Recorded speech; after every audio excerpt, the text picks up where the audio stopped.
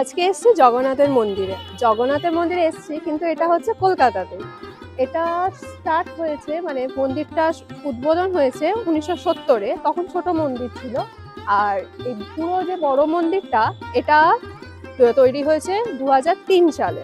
তো আসবেন কিভাবে এখানে? এখানে লোকেশন যদি বলতে হয় তাহলে ওটা হচ্ছে খিদিরপুরের কাছে। প্রপার লোকেশন হচ্ছে মোমিনপুরে। আর আপনারা জিপিএস এ সার্চ করে দেখবেন জগন্নাথের মন্দির কলকাতা, তাহলেই আপনারা লোকেশন বুঝতে পেরে যাবেন কোথায় আছে। এই জগন্নাথ দেব টেম্পলটি একদম রাস্তার পাশে হওয়ার কারণে আপনাদের চোখে খুব ভালোভাবে কিন্তু পড়বে। এই হচ্ছে মেন মন্দিরটি। আর সামনে থেকে যদি দেখি, সামনে থেকে এরকম দেখতে লাগবে। আর লেফট সাইডে যদি দেখি, লেফট সাইডে কিন্তু জুতো রাখার জন্য প্লেস করা রয়েছে। মন্দিরের ভিতরে ঢুকতেই কিন্তু দেখতে পাবেন পুরো আর্কিটেকচারটা এখানে খুব সুন্দরভাবে সাজানো গোছানো হয়েছে। এখানে মানে একদম নিট অ্যান্ড ক্লিন। আর একদম সামনেই কিন্তু রয়েছে ছোট্ট একটা মূর্তি, আর যেটাতে কিন্তু আপনারা মোমবাতি ধূপ যে যার মতো সেটা ইচ্ছা মতো জ্বালাতে পারবেন। এখানে একজন দিদি দেখছি এখানে প্রদীপগুলো জ্বালানো হচ্ছে। মন্দিরের ডান দিকেই দেখব রাধাকৃষ্ণের একটা জায়গা করা আছে, যেখানে মানে বিভিন্ন অনুষ্ঠানে হোম যজ্ঞ করা হয় আর কি। তো এবার চলে যাই মন্দিরের ভিতরের দিকে। প্রথমেই মন্দিরের স্ট্রাকচারটা দেখিনি। স্ট্রাকচারটা বাইরে থেকে মন্দিরে ঠিক এরকম লাগছে, খুব সুন্দর। মানে যেরকম জগন্নাথ টেম্পলটা করা হয়েছে উপরের দিকে, সেটা পরে দেখবো, আগে আমরা দেখিনি এখানে স্ট্রাকচারটা। মন্দিরে প্রবেশ করার আগে যেটা আপনার ডান দিকে পড়বে অতিথি ভবন, যেখানে দূর দূর থেকে যারা আসবে তারা কিন্তু এখানে এসে থাকতে পারে।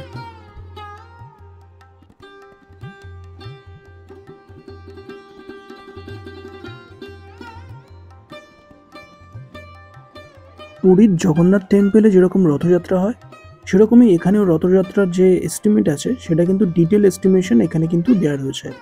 চাইলে আপনারা আপনাদের মন অনুযায়ী ডোনেট করতে পারবেন।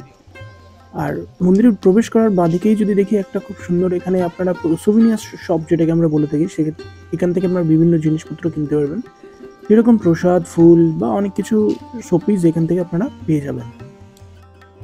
মন্দিরে প্রবেশ করাটা আগেই দেখতে পাবেন বাঁদিকে এরকম একটা ফুলের দোকান রয়েছে ছোট্ট মতো, যেখানে আপনি বিভিন্ন ধরনের ফুলের মালা পেয়ে যাবেন। আর এখানে কিন্তু মহাপ্রসাদের কাউন্টারেও আছে, দেখতে পাচ্ছেন। আর এই মহাপ্রসাদের কাউন্টারে কত টাকা আপনাকে মোটামুটি মেম্বারশিপের জন্য আপনাকে কত টাকা দিতে হবে, সেটা কিন্তু একটা লিস্ট এখানে করা রয়েছে। তো মন্দির খোলা টাইমিং হচ্ছে সকাল 6টা থেকে দুপুর 1টা, আর বিকেল 4টে থেকে রাত 9টা। আর আরতির টাইম এখানে হচ্ছে দুপুর 12:30 আর হচ্ছে সন্ধ্যে 8:30। এখানে বিভিন্ন রকমের পূজার ব্যবস্থা করা আছে, যেমন হচ্ছে সত্যনারায়ণের পূজা, বিয়ের ব্যবস্থা, পৈতে এবং বিভিন্ন অনুষ্ঠান এখানে ব্যবস্থা করা আছে। এছাড়া এখানে লাইফ টাইম মেম্বারশিপ আপনি করতে পারবেন। আর বাকি ডিটেলস জানার জন্য আপনি ফোন করে নেবেন নিচের কন্ট্যাক্ট নাম্বারে। আরতি হওয়ার আগে কিন্তু প্রচুর মানুষ কিন্তু এখানে অলরেডি বসে আছে, দেখতে পাচ্ছেন। সবাই কিন্তু আরতি হওয়ার অপেক্ষার জন্য ওয়েট করছে যে কখন আরতিটা হবে। আর মন্দিরটা যদি সাইড থেকে দেখি, উপরের দিকে চূড়াগুলো কিন্তু ঠিক এরকম দেখতে লাগছে, মানে চারিদিকে যেরকম সিংহ থাকে এরকম সিংহ রয়েছে। খুব ভালো আর্কিটেকচার। জিপিএস এর লোকেশন না বুঝতে পারলে নিচে ডেসক্রিপশন বক্সে অ্যাড্রেস, জিপিএস এর লিংক আর ফোন নাম্বার সব দেওয়া আছে, চেক করে নেবেন।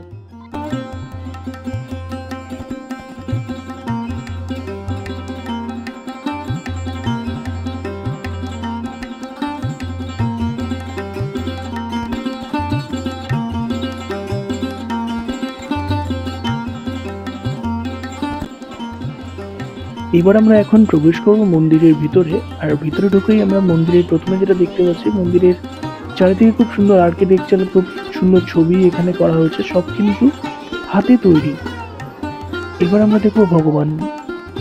তো এখানে দেখছি আমরা জগন্নাথ দেবকে দেখতে পাচ্ছি। এখানে খুব সুন্দরভাবে সাজানো গোছানো, খুব সুন্দরভাবে মালা দিয়ে সাজানো হয়েছে। আর এখানে কিন্তু ঠাকুরমশাই অলরেডি সবাইকে টিপ পড়াতে শুরু করে দিয়েছে।